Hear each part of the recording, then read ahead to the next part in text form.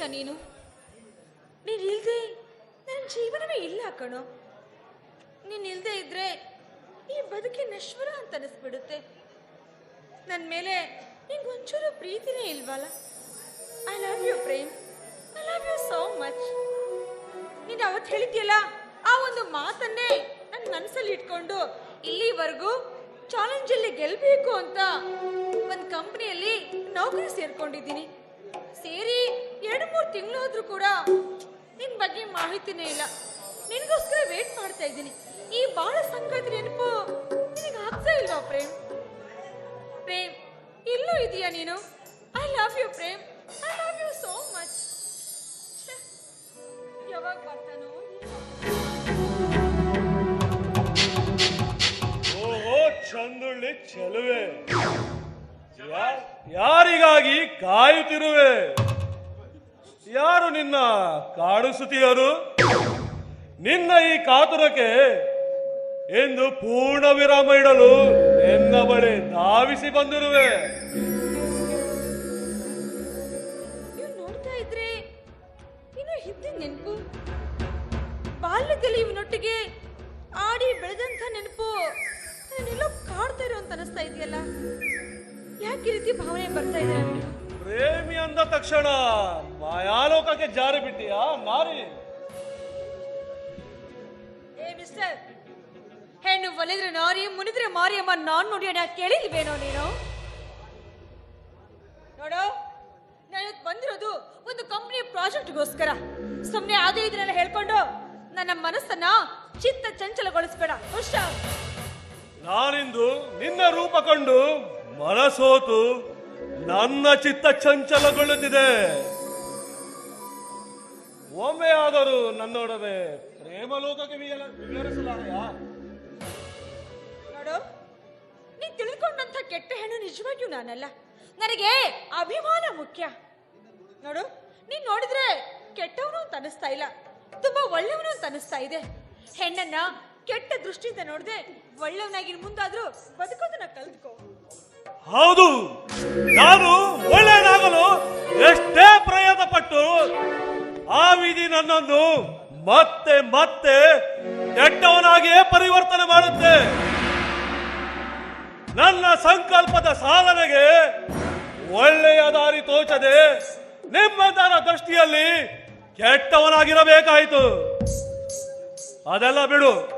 ಎಂದು ನನ್ನ ಉದ್ದೇಶ ಇಡಲು ನನಗೆ ನೀನು ಬೇಕು ಅಷ್ಟೇ. ನಿನ್ನ ಈ ಒಳ್ಳೆಯ ಬುದ್ಧಿವಾದದ ಮಾತು ನನ್ನ ಮನಸ್ಸಿನಲ್ಲಿ ಯಾವ ಪರಿಣಾಮವೂ ಬೀರಲಾರದು. ಒಳ್ಳೆಯ ಮಾತಿನಲ್ಲಿ ನೀನು ನನ್ನವಳಾದರೆ ಸರಿ, ಇಲ್ಲವಾದರೆ ನನ್ನ ಕ್ರೋಧದ ಜ್ವಾಲೆ ನಿನ್ನನ್ನು ಸುಡದೇ ಬಿಡುವುದಿಲ್ಲ.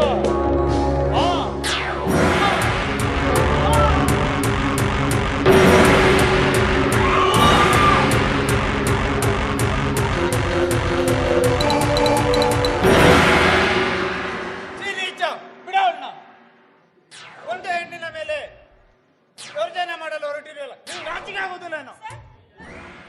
ಪ್ಲೀಸ್ ಬಿಟ್ಬಿಡಿ ಸರ್. ನೀವು ನೋಡಿದ್ರೆ ಯಾಕೋ ತುಂಬಾ ಒಳ್ಳೆಯವರು ಅಂತ ಅನಿಸ್ತಾ ಇದ್ದಾರೆ. ಹಲೋ ಮಿಸ್ಟರ್, ಇನ್ನು ಮುಂದಾದ್ರೂ ಇಂಥ ಕೆಟ್ಟ ಪ್ರವೃತ್ತಿನ ಬಿಟ್ಟು ಹಾಕಿ ಹೆಣ್ಮಕ್ಳಿಗೆ ಗೌರವ ಕೊಟ್ಟು ಒಳ್ಳೆ ರೀತಿಯಿಂದ ಬಾಳ್ ಬದುಕೋದನ್ನ ಕಲ್ತ್ಕೊಳ್ಳಿ. ಅರ್ಥ ಆಯ್ತಾ? ನಾನು ಯಾರೊಂದು ಅರ್ಥೈಸುತ್ತಿದೆ, ಆದರೆ ಸಮಯ ಕೂಡಿ ಬಂದಿಲ್ಲ. ಚಂದೋಳಿ ಅಣ್ಣೆ, ನಿನ್ನನ್ನು ಇನ್ನೊಂದು ಸಲ ನೋಡಿಕೊಳ್ಳುತ್ತೇನೆ. ನೋಡ್ಸುಮ, ಇಂಥವ್ರನ್ನೆಲ್ಲ ಸುಮ್ಮನೆ ಬಿಡಬಾರ್ದು. ನಾನೊಂದು ಕಂಪನಿ ಮಾಲೀಕನಾಗಿ ನಿನ್ನನ್ನು ಒಬ್ಬಂಟಿಯಾಗಿ ಇಲ್ಲಿಗೆ ಬರಲು ಹೇಳಬಾರ್ದಾಗಿತ್ತು.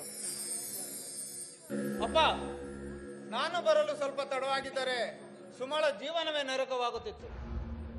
ಸರ್, ಇದರಲ್ಲಿ ಇಟ್ಟುವಂತ ಅಭಿಮಾನಕ್ಕೆ ತುಂಬಾ ಧನ್ಯವಾದ ಸರ್.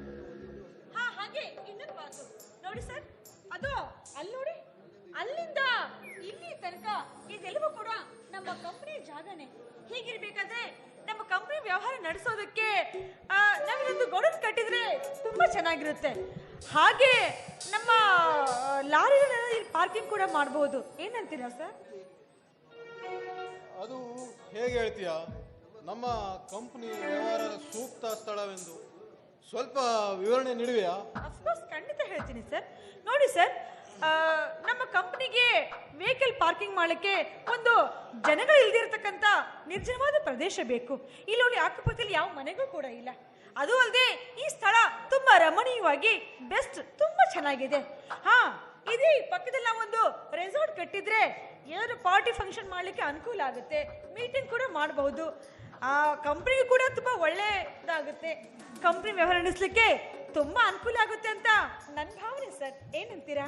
Good Suma, good. ಅಂತೂ ಸುಂದರವಾದ ಪರಿಕಲ್ಪನೆ ಅಷ್ಟೇ, ಸುಂದರವಾದ ಅನಿಸಿಕೆ ಅಷ್ಟೇ. ನನಗೂ ಏನಾದರೂ ಜಾಗದಲ್ಲಿ ಏನಾದರೂ ಮಾಡಬೇಕಂತ ಇತ್ತು. ಇವತ್ತು ಆ ಕಾಲ ಕೂಡಿ ಬಂತು. ಅದು ನಿನ್ನಿಂದ ಸುಮಾ, ನಿನ್ನಿಂದ. ನೋಡಿಯಪ್ಪ, ಹೇಗಿದೆ ನನ್ನ ಕಂಪನಿ ಅಸಿಸ್ಟೆಂಟ್ ಸೆಲೆಕ್ಷನ್? ಸುಮ್ಮ ನಮ್ಮ ಕಂಪನಿಗೆ ಕಾಲಿಟ್ಟ ಗಳಿಗೆಯಿಂದ ನಮಗೆ ಒಂದಲ್ಲ ಒಂದು ರೀತಿಯಲ್ಲಿ ಅದೃಷ್ಟ ಕೂಡಿ ಬರುತ್ತಿದೆ. ಅಷ್ಟೇ ಅಲ್ಲ, ನಮ್ಮ ಕಂಪನಿಯ ಲಾಭವೂ ಕೂಡ ಹೆಚ್ಚಾಗ್ತದೆ ಅಪ್ಪ. ಸುಮಾ, ಇಂದು ನನ್ನ ಮನಸ್ಸಿಗೆ ಸಮಾಧಾನವಾಯಿತು. ಯಾಕಂದರೆ ನನ್ನ ಮಗ ಅಭಯ್ ನಿಷ್ಠೆಯಿಂದ ಕಂಪ್ನಿ ವ್ಯವಹಾರ ಎಲ್ಲ ಪ್ರಗತಿ ಪದ್ಧತ ಕೊಂಡಿಯಲು ಈಚೆ ನಿನ್ನ ಅವಶ್ಯಕತೆ ಇತ್ತು. ಈ ಇಚ್ಛೆ ನನ್ನ ಪೂರ್ತಿಗೊಂಡಿದೆ. ಸರ್ ನಿಧಾನ ಸರ್, ಸಾವಕಾಶ, ಸ್ವಲ್ಪ ನೀರು ಕುಡಿ.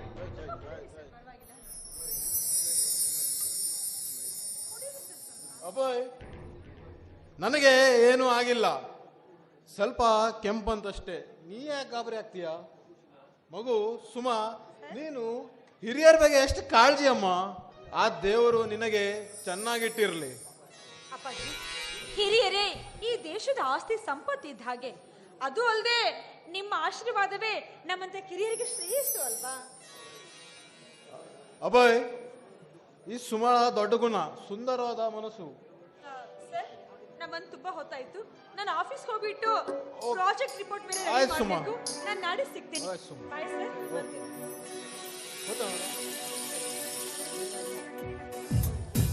ಅಭಯ್, ನೋಡಿದ್ಯಾ ಸುಮಣ ಸುಂದರದ ಮನಸ್ಸು? ಮಗು ಅಭಯ್, ನನ್ನನ್ನೊಂದು ಇಚ್ಛೆ ಕೊಡ್ತೀಯಾ? ಆಗಲ್ಲಪ್ಪ, ಹೇಳಿಯಪ್ಪ, ಅದ್ಯಾವ ಕಾರ್ಯ? ನಿಮ್ಮ ಮಾತೇ ನನಗೆ ವೇದವಾಕ್ಯ. ನಿಮ್ಮ ಮಾತನ್ನು ಕೇಳ್ತೀನಪ್ಪ. ಇದು ನನ್ನ ವಚನ ಅಪ್ಪ. ನೀನು ಸುಮಣ ಮದುವೆ ಆಗ್ಬೇಕು, ಇದೇ ನನ್ನ ಇಚ್ಛೆ. ನೆರವೇರಿಸ್ತೀಯಾ? ಆಗಲ್ಲಪ್ಪ, ನಿಮ್ಮ ಇಚ್ಛೆ ಅಂತೆ ಆಗಲಿ. ಮಗನಂದ್ರೆ ನೀನು ಮಗ ಕಣೋ. ಬಾ ಹೋಗೋಣ. ಅಪ್ಪ, ನೀವು ಸ್ವಲ್ಪ ಮುಂದೆ ಹೋಗಿ, ನಾನು ಇನ್ನೊಮ್ಮೆ ಈ ಜಾಗವನ್ನ ಪರಿಶೀಲನೆ ಮಾಡಿ ಬರುತ್ತೇನೆ. ಆಯ್ತಪ್ಪ, ಹುಷಾರು. ಸರಿ ಅಪ್ಪ. ನನ್ನ ಹೃದಯದಲ್ಲಿ ಪ್ರೇಮ ತಂತಿ ನಿನಾದ ಹೊರಡಿಸುವ ವೀಣೆಯಾಗಿ ಪ್ರವೇಶಿಸಿದೀಯಾ ಸುಮಾ. ನೀನೇ ನನ್ನ ಬಾಳ ಸಂಗಾತಿ. ಬಾ ಸುಮಾ, ಒಮ್ಮೆ ಬಂದು ನೀನಿನ ಪ್ರೀತಿಯ ಹೃದಯನಾಗಿ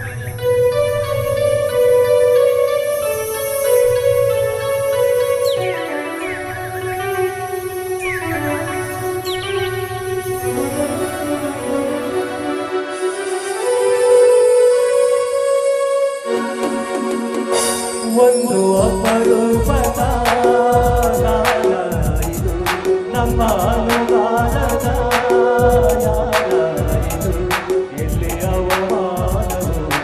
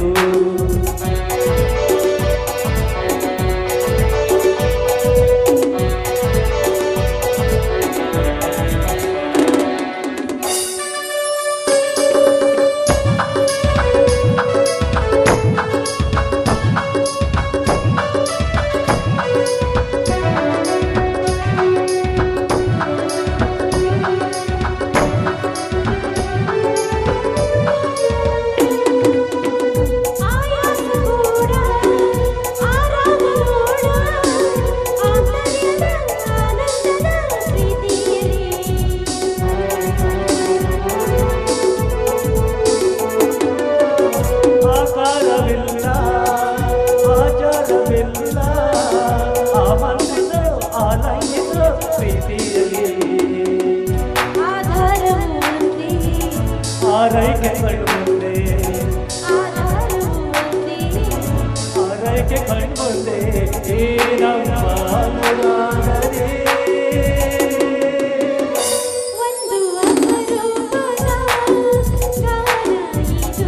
ನಮ್ಮ ಅನುರಾಗದ ಯಾನ ಇದು ಇಲ್ಲ ಅವಸಾನವು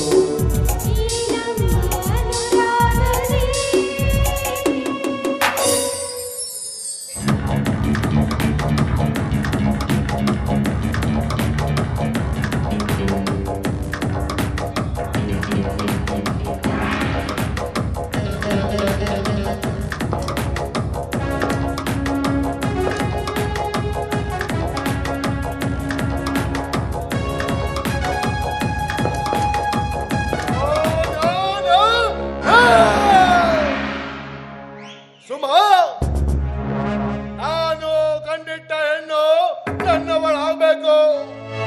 ನೀನು ನಾ ಕಂಡಿಟ್ಟ ಹೆಣ್ಣು. ನಿನ್ನನ್ನು ಇನ್ನೊಬ್ಬರ ಆಸ್ತಿಯಾಗಲು ನಾನು ಅವಕಾಶ ಕೊಡಲಾರೆ. ನೀನು ನನಗೆ ಬೇಕು.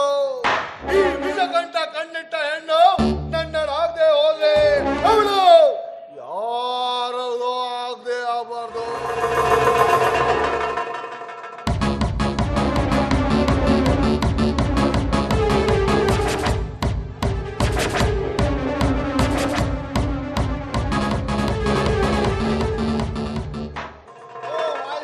ವಿಷಗಂಟ, ನೀನು ನನ್ನ ಮಗ, ಅಂದರೆ ಹುಲಿಯ ಮಗ. ಈ ಹುಲಿಯ ಮಗ ಯಾವಾಗಲೂ ಹುಲಿಯಂತೆ ಇರಬೇಕು, ಹುಲಿಯಂತೆ ಗರ್ಜಿಸಬೇಕು.